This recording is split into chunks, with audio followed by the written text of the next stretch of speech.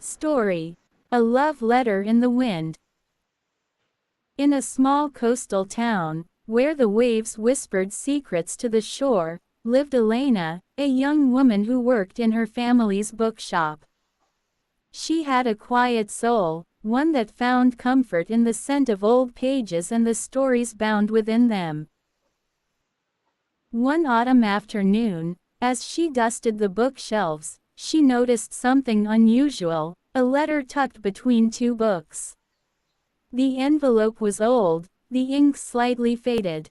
Curiosity won over, and she opened it. "To the one who believes in love but hasn't yet found it," it began. The letter spoke of longing, of waiting for a love that felt like coming home. There was no name, no sender, only a hope left between the pages of time. Elena felt something stir in her heart. Who had written this? When? Was the person still waiting? The next day, she placed her own letter in the same spot, responding to the words she had found. "To the one who writes love into the wind, I believe in love too. Tell me, are you still waiting?" A week later, a new letter appeared. The exchange continued, each note filled with thoughts on love, dreams, and the beauty of small moments. Then, one evening, as the sun melted into the horizon, a man walked into the bookshop. He held an old book in his hands. "Excuse me," he said, smiling gently. "I believe I left something in here a long time ago." Elena's heart raced. "You did," she whispered. And in that quiet space, where ink met paper and hearts met fate, love found its way home. Part 2. Elena looked at the man standing before her. He was tall, with kind eyes and a quiet confidence. The book in his hands was old, its spine worn from time. "You wrote the letters?" she asked, her voice barely above a whisper. He nodded. "A long time ago. I never thought someone would find them, let alone answer." Elena traced the edge of the counter with her fingers. "Why did you leave them?" The man, Noah, smiled softly. "I was waiting for someone who understood. Someone who believed in love the way I do. I never found her, so I left my words here, hoping they'd mean something to someone one day." Elena felt warmth spread through her chest. They did. For the next hour, they talked. About books, about love, about the simple joys in life, watching the rain from a window, the way the sea changed colors at dawn. It was as if they had known each other all along, their hearts recognizing something familiar. As Noah prepared to leave, he hesitated. "Would you like to take a walk by the shore tomorrow?" Elena smiled. "I'd love to." That night, as she closed the bookshop, she slipped one last letter between the pages where it had all begun. "To the one who writes love into the wind, I think I've found what we were both waiting for." Part 3. The next day, the sky was a canvas of soft blues and wisps of white as Elena walked along the shore, her heart fluttering with quiet anticipation. The sea stretched endlessly before her, waves rolling in a soothing rhythm. Then, she spotted him, Noah, standing near the water's edge, hands tucked in his pockets, waiting. "You came," he said, smiling as she approached. "I wouldn't miss it," she replied. They walked side by side, their footprints trailing behind them in the sand.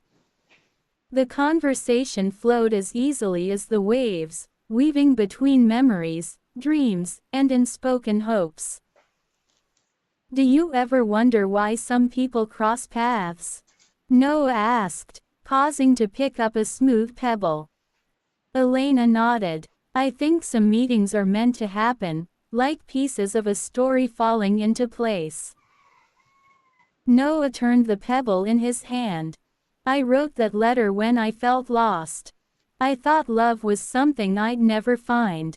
But maybe, he glanced at her, his voice softer. Maybe I was just waiting for the right person to read it. Elena felt a warmth spread through her, like sunlight breaking through clouds. And maybe I was waiting for the right words to find me. The wind carried their laughter as they continued walking, the ocean bearing witness to something beautiful unfolding. That evening, as Elena sat by her window, she pulled out a fresh sheet of paper and wrote a new letter.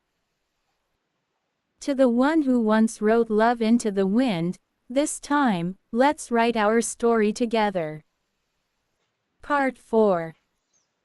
Days turned into weeks, and the letters between Elena and Noah no longer rested between the pages of forgotten books. Instead, they were shared in glances, in laughter, in quiet moments where words weren't needed at all. One evening, Noah invited Elena to a small cafe by the harbor. The scent of coffee and warm pastries filled the air as they sat by a window overlooking the sea. I have something for you, Noah said, reaching into his coat pocket. Elena watched curiously as he placed a folded piece of paper on the table. The envelope was new, but the handwriting was the same that had once called out to her from between the pages. Her fingers trembled slightly as she unfolded the letter. To the one who answered my words when I thought no one would.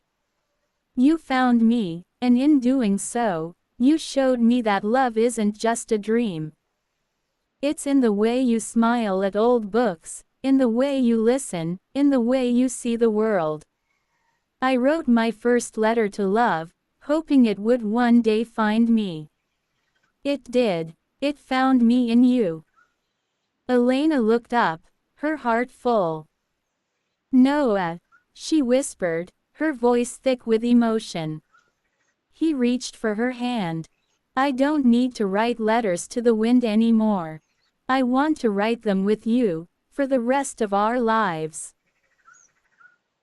Tears welled in Elena's eyes, not from sadness, but from the overwhelming beauty of being truly seen, truly chosen.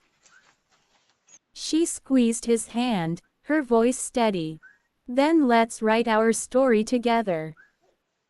Outside, the wind carried their laughter, their love, and the promise of a lifetime yet to be written. Final chapter.